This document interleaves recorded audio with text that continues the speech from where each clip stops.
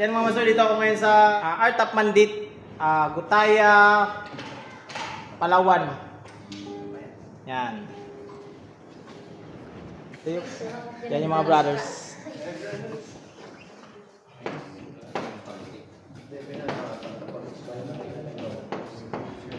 Dati, alam nyo to lahat, oh. Tignan mo. Yung chords na G, E, E minor, C, D. Diba alam nyo yan? G, E minor, C, D. So nasa root siya ng G. G, E minor. Kasi minor to, di ba?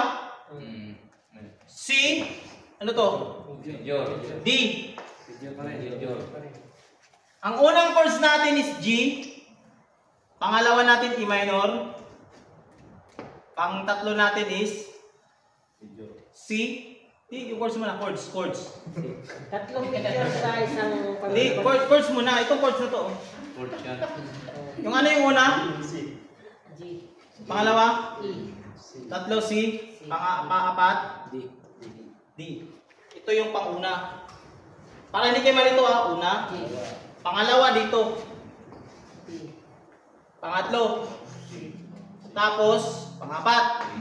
Yan yung kanilang dinimo ko na. Diba? Paano ngayon yung kumakanta, hindi niya abot? Hindi abot ng kumakanta. Yung G.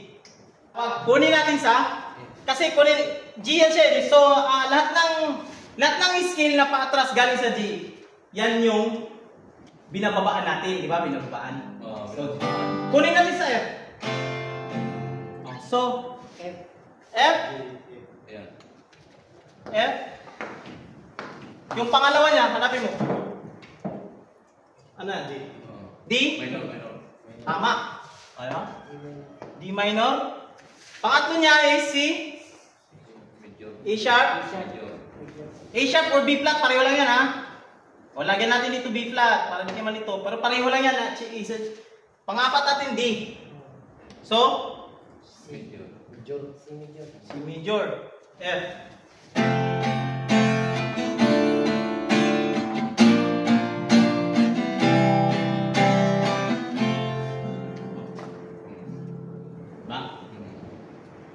O ngayon, magdagdag pa tayo. Halimbawa, kunin natin sa C.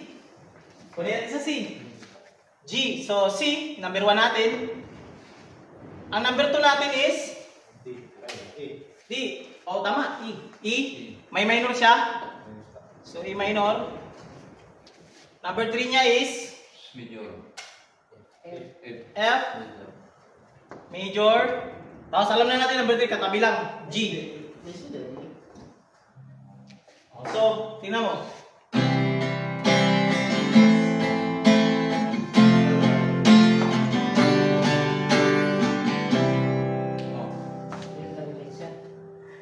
Yan yung transpose na tinatawag. Ay, tinatugtog yung part na tinatawag.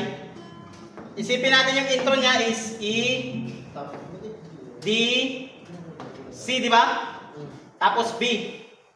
Basta lagi natin tandaan yung mga unang chords. So, yung pagdahilan ni Lula na is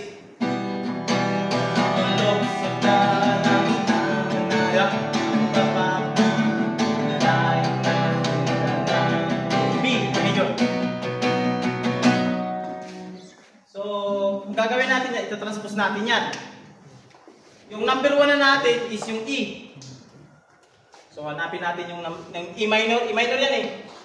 Ang E minor is nakapaloob siya sa... Saan siya nakapaloob ang E minor? Yung skill na yan. Nasa family chords ng G.